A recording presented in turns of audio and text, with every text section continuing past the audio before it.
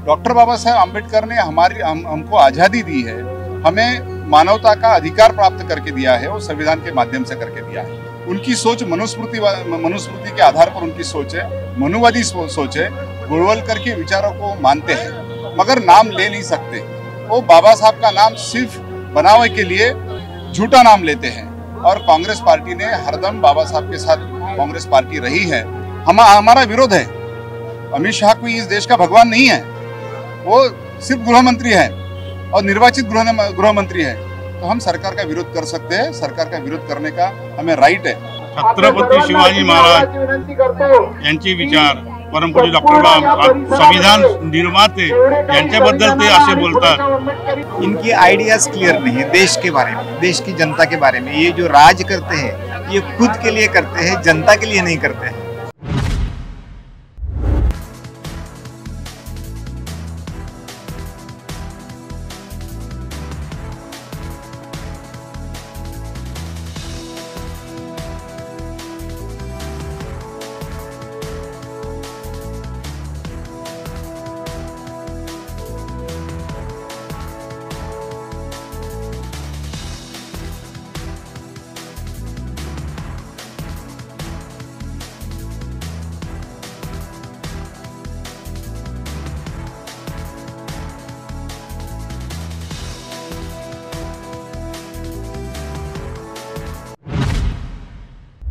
स्वागत करता हूं मैं ओमराज सरदार, आप सभी का आवाज़ इंडिया की आवाज़ आपकी इस शो में। दोस्तों, आज 25 दिसंबर, आज ही के दिन डॉक्टर बाबा साहब अम्बेडकर ने 1927 में मनुस्मृति का दहन किया था। और हाल फिलहाल में जिस तरह सांसद में राज्य के देश के गृह मंत्री अमित शाह जी ने जो वक्तव्य किया था कि जितनी बार बाबा साहब का नाम लेना एक फैशन हो गया, जितनी बार आप बाबा साहब का नाम ले रहे हो उतनी बार अगर आपने भगवान का नाम लिया हो तो शायद आपको स्वर्ग प्राप्ति हो गई रहेगी। इसी के विरोध में आज यहाँ पर माटे चौक, गोपाल नगर माटे चौक में एक मोर्चा का आयोजन किया हुआ है। ये सारी एक लॉन्ग मार्च निकलने वाली है यहाँ से राजे शंभू चौक तक। यहाँ से एक लॉन्ग मार्च निकलने वाला है। आइए यहाँ के लोगों से बातचीत करते, जानते विरोध किस तरह से किया जा रहा है, किन विषयों को लेकर विरोध किया जा रहा है और इस विरोध का कितना असर हो सकता है। आइए इनसे बातचीत करते जाते हैं। आज के इस आंदोलन का विषय संसद में अमित शाह ने जिस तरीके से बयान किया है कि डॉक्टर बाबा साहब अम्बेडकर का नाम इतने बार ले रहे हैं कि अभी फैशन हो गई कि अम्बेडकर अम्बेडकर अम्बेडकर अम्बेडकर नाम लेने का। इतनी बार यदि आप भगवान का नाम लेते हैं तो आपको 7 जन्म तक के स्वर्ग प्राप्त होगा। इनका बाबा साहब के प्रति का जो राग और द्वेष है वो उस बहाने उस दिन उनका प्रकट हुआ है।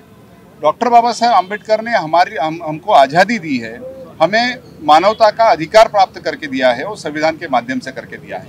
और उनकी इस तरीके की जो बात है उसकी हम निंदा करने के लिए आज का ये मार्च निकाला गया है।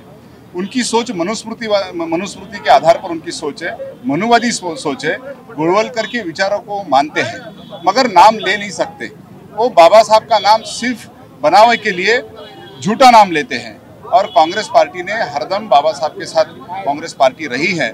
और कांग्रेस पार्टी और बाकी तमाम इस देश के शोषित, वंचित, पीड़ित, शेतकरी, कामगार, ये सभी लोग बाबा साहब के ऋणी हैं। बाबा साहब की वजह से उनको आज़ादी मिली है, मुक्ति मिली है। इसलिए हम अमित शाह के इस वक्तव्य का निंदा करने के लिए, उनका निषेध व्यक्त करने के लिए, और आज मनुस्मृति दहन दिन भी है।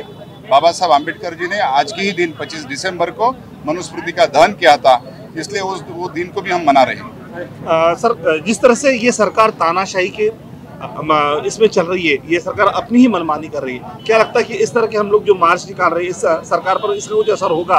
क्योंकि हर बार कुछ ना कुछ नए चीजों का लेके ये सरकार कुछ ना कुछ करते रहती है। सरकार तो लोग चुनते हैं, इस देश का मालिक कौन है? तो लोग इस देश के मालिक हैं, we the people of India. और हमको संविधान ने आज़ादी दी है कि सरकार रहे या कोई भी रहे, हम हमारा मत एक्सप्रेस कर सकते हैं, हम हमारा मत लोगों के बीच में रख सकते हैं। किसी के बारे में हमारी असहमति है तो उसको संविधानिक तौर के तरीके से हमको एक्सप्रेस करने का हमको राइट मिला है। हमारा विरोध है। अमित शाह कोई इस देश का भगवान नहीं है, वो सिर्फ गृह मंत्री है और निर्वाचित गृह मंत्री है। तो हम सरकार का विरोध कर सकते हैं, सरकार का विरोध करने का हमें राइट है। आज ये छोटे पैमाने पर है, निश्चित तौर पर छोटे पैमाने पर है।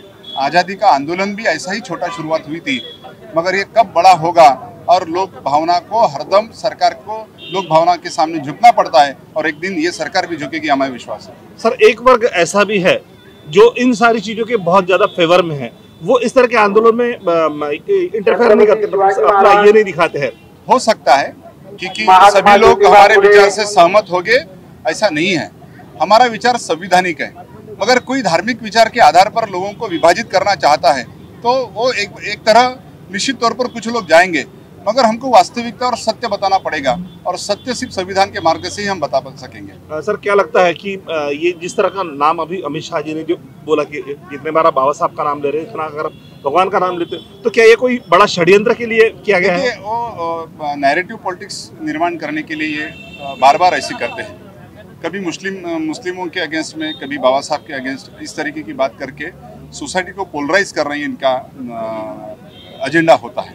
मगर ये एजेंडे पे हम नहीं रहेंगे। हम सोसाइटी में शांति और सद्भाव के लिए हम काम करते हैं और संवैधानिक मार्ग से ही करेंगे, और इसलिए ये उनके मंसूबे कभी पूरे नहीं होते। इस देश का दुर्दैव है कि एक तड़ीपार आदमी देश का गृह मंत्री, और ये देश की सच्चाई ये है कि यहाँ पर लोकशाही को एब्यूज किया जाता है, अपमानित किया जाता है। जो लोगों का राज है, लोगों का राज रहना चाहिए, लोगों का हक मिलना चाहिए, सामाजिक न्याय मिलना चाहिए, उसको नकारा जाता है। और नकारा जाने की वजह ये है कि ये सारे लोग जो है, इनकी आइडियाज क्लियर नहीं है देश के बारे में, देश की जनता के बारे में। ये जो राज करते हैं ये खुद के लिए करते हैं, जनता के लिए नहीं करते हैं। और इन्होंने जो कमेंट्स किए डॉक्टर बाबा साहब अम्बेडकर पे, जहाँ पे देश की या संसार की ऊंचाई बढ़ाने वाला विद्वान माना जाता है दुनिया में, और उनके बारे में ऐसा कहना, ये तो मूर्खपना का लक्षण है और विद्वत्ता का लक्षण नहीं है। ये तो विद्वत्ता जिनके पास होती है ये ऐसे कमेंट्स नहीं करते, जो निर्बुद्ध लोग होते हैं। और इसीलिए मैंने पहले बोल दिया था कि एक तड़ीपार आदमी, एक गुंड प्रवृत्ति का आदमी ये देश का गृह मंत्री, और गृह मंत्री इसका बना ये देश का दुर्दैव है कि ऐसे आदमी को गृह मंत्री बनाया। आप दिन ब दिन देखते जा रहे हैं कि महापुरुषों का हरदम अपमान ही हो रहा है। कभी महात्मा ज्योतिबा फुले का हो रहा है, कभी छत्रपति शिवाजी महाराज का हो रहा है। अभी तो हद ही कर दी है, जिन्होंने संविधान बनाया है वो बाबा साहब का भी अपमान करने में इन्होंने कभी नहीं छोड़ी है। तो हम ऐसी सरकार नहीं चाहते। आप अगर इस संविधान को बचा सकते हैं तो बचा लीजिए, लेकिन अपमान तो नहीं कर सकते। संविधान बचाना ही हर देश का और हमारे देश का एक ये है कि एक क्या बोलते लक्ष्य है, और हम ये करेंगे। शाहू महाराज, परमपूज्य डॉक्टर बाबासाहेब आंबेडकर यांच्या अपमानपद जो देशाचे गृहमंत्री अमित शाह यांच्या निषेधार्थ आज मोर्चा निघाला। काय वाटतं या मोर्चाचा किती प्रमाणात परिणाम होऊ शकतो? प्रमाणात पूर्ण परिणाम। ज्या पद्धतीने तानाशाही सुरू आहे त्या तानाशाहीला लक्षात ठेवून या असल्या मोर्चाचा परिणाम होऊ शकेल का? आता त्यांच्या हाती सत्ता आहे, ते काय करतात? आम्ही तर लोकशाही राज्याने चालू।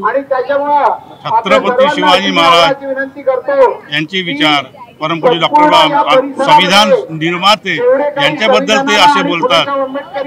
मनुवादी प्रवृत्तीची सरकार आहे आणि मनुवादी प्रकारच्या सरकारमध्ये एक घडणारच आहे, म्हणून लोकशाही पद्धतीने आम्ही आपला न्याय मागतो।